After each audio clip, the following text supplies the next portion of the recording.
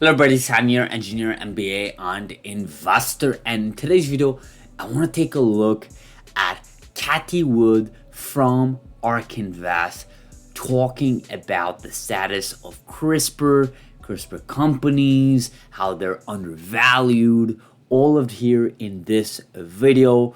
And before I jump into today's video, really quickly, this is a gloomy Saturday. Wherever you are, I'm hoping you're getting a lot more sunlight than I am here in Toronto. I just came back from Vancouver City, which obviously is the western side of Canada. And that was kind of raining, gloomy. I come back here, it's still raining, gloomy. I am really looking forward for the summer, guys. We had a couple of sunny days here in Toronto, and just in different cities in North America. I know there were a couple of days in March that were really beautiful, sunny. It just changes everything, the weather. It's kind of insane how as you get older, the weather starts impacting you a lot more than when you were younger, right? It's just things that you can tolerate. You could tolerate that you just cannot as you grow older, but luckily for me, I get to travel for work. I go to business meetings, different cities in North America and so on. So I kind of get to experience different weather. Like I was in Miami last month, as I told you guys. I'm going to Vegas actually next week for work for literally a week. So I'm not complaining. Anyhow, let's jump straight into the video, guys. So this is kind of a clip here on X.com, and I actually look at the this interview when I was in Vancouver a couple of days ago in the hotel, and I was like, I gotta make a video on this because this is so good. So our Cathie Wood's basically being interviewed by this gentleman who's a big Tesla investor and supporter, and basically she goes on to talk about in her history, talks about investments, talks about, of course, Tesla. And then she starts talking about these underrated companies in the technology space. And let's take a look at what she says, and we'll go back to this video. Easy things are out there. There are companies, CRISPR Therapeutics in our portfolio, that are curing disease. Yeah. And when we talk about it, the traditional world actually is shorting it. Why? They think cures is a bad thing. Bad business. You lose the daily annuity, the pill and our multi-omics team with the leadership of Brett Winton has concluded, and you can see it in our Big Ideas 2025, has concluded that cures could be worth 20 times more because you avoid the patent cliff. Yeah. And they're developing so much more quickly than old therapies that these patent lives, up to 21 years, are going to be worth so much more. Yeah. So I find it, I feel, so the conviction we had about Tesla in early days of ARK, that's the conviction we have around multi-omics now. And the disbelief around it is worse than the disbelief was around production hell with Tesla. So that's pretty big from Cathie Wood here. So a couple of things here. First of all, she said the conviction she has or had for Tesla, that's what she has for multi-omics, but basically with genomics and all this space of CRISPR and so on, right? So that's one big thing. Second thing is she kind of acknowledges that people are shorting these stocks, CRISPR stocks, because of a fundamental misunderstanding of what a one-time cure is. A lot of people are like, well, a one-time cure, you're going to get that to the patient, then you cannot generate business.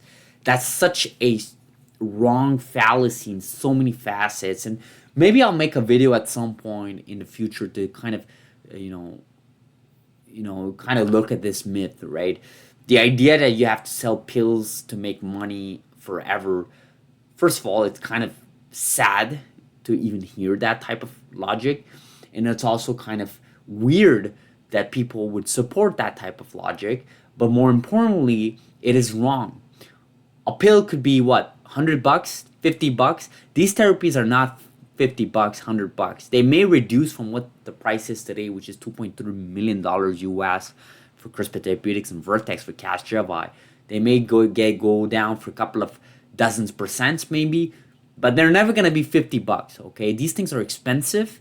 And there's a reason why they're expensive, because there's a lot of cost involved in this. It took them years to get to this point.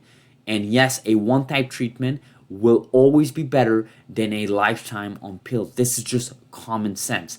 And patients and doctors and insurance company will decide, and we believe in this channel, they will decide on the one-time treatment. It just doesn't make sense to start asking people to take pills, go to the hospital every month, every 2 months, every 4 months, every 6 months to get follow-up treatments, and then you get kind of serious adverse effects. You get symptoms, and every single week, month, VOCs. This is something that I think people are kind of blind about and haven't really thought this through when they think about what does a one-time treatment actually mean, right? Outside of just the commercial side of things, but even if you just talk about dollar sign, I mean, I don't know how to make it more obvious to people. I mean, you're making 2.3 million per patient. Obviously, the patient's not expected to pay that. Nobody has that money, obviously, outside of very wealthy people. To me, it's like if you can treat 100 patients a year, we've already done that math a couple of weeks ago, and I highly advise people to watch that video. But you can tell that if this year, for example, they're able to hit about 100 to 150 patients, that's a couple of $1 billion, right? Now, they're not going to cap out 100. They'll may go up to 1,000 patients a year. I'm talking about Cathie right now. What's that going to look like in the balance sheet? And when, what about Beam Therapeutics with what they're doing? Obviously, the whole sickle cell disease program they're doing with base editors, and the whole promise is they won't take that much time compared to Cathie to get this into patients, to treat patients, right? That's the whole promise of their program, their leading program, rather. So what does that look like, right? What does this lab look like? 500 patients a year off the bat, then maybe 2,000 patients, and we know in the world there's thousands of patients with blood disorders like sickle cell disease and beta thalassemia. What does that look like, right? And what about the other programs like the heart disease side of things, where it's the leading cause of death in America? So are these companies undervalued? Absolutely. I mean, this is not financial advice, but to say that they're not to say that they're fairly valued or not really undervalued, it's kind of misleading. It's a misunderstanding of what CRISPR is, and I tend to agree with Cathie Wood. I mean, she said it perfectly in her video here. She said it perfectly. I mean, people think that a one-time cure is a bad business. This is completely false. I mean, this is kind of insane that we're having discussion in 2025. We're talking about flying to the moon. We're talking about going to Mars. We're talking about electrical planes. We're talking about robotaxi from Tesla, right? We're talking about Bitcoin, right? We're talking about all these technologies, yet we have no cure against various forms of cancer, many disorders, rare diseases, not even that rare. We don't have a cure for it. We have ways to maintain the human body throughout these diseases, but that's not acceptable in 2025 with all the technology we have. Think about all the technology the humanity has gone through and everything we can do today, and yet we have no one-time treatment on various diseases. It's just sad and depressing to hear that, but the light in the tunnel is we have companies working on them.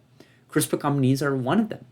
And there are obviously other companies in the space that are working on various cures, Sana Biotechnology, right? You look at all these companies doing their respective things. I think, to me, there's something to be said about that. And I just heard this interview and I was like, man, this is so good timing. And she's so right about this. I mean, ARK Invest has been buying a lot of CRISPR in the last few weeks. I mean, we've talked about it a couple of weeks ago, but even this past week, they bought so much of CRISPR Therapeutics and NTLA. I mean, this is kind of insane that they're really doubling down, right? CRISPR Therapeutics, NTLA, Beam Therapeutics, these are companies that ARK Invest are buying. ARK Invest are going big on CRISPR, and a lot of people watching this channel are also big on CRISPR, including myself. Not for financial reasons, just the technology itself is very obvious to us. It's so obvious that it's like, you can't make this up. And it's insane that we're here in 2025. You would never think we would be here in 2021, but here we are. But imagine 2035, imagine 2040, imagine 2030, forget about that long, just in 5 years. how far we're gonna go with human data, with clinical programs, FDA approved potentially. I'm so excited, right? And I know ArcInvex as a whole, they're excited as well, right? And I know a lot of people watching this channel are excited. So don't forget, guys, in these times, negative information flows easily during a bear market. But when we hit the bull market, believe me, guys, there are gonna be people coming out of the woodworks, and it's gonna be interesting. It's gonna be an interesting time and period. I'm all for it. Hopefully you are, guys. So as always, subscribe if you haven't, guys. Really does help the channel. Like this video. Really does help our channel to put videos on people's homepage. So like it, like it, like it. It's quick, it's free, it's easy. And let me know in the comments below, guys. What do you guys think about this? Let me know, and I'll see you guys on Sunday's video. Thank you so much.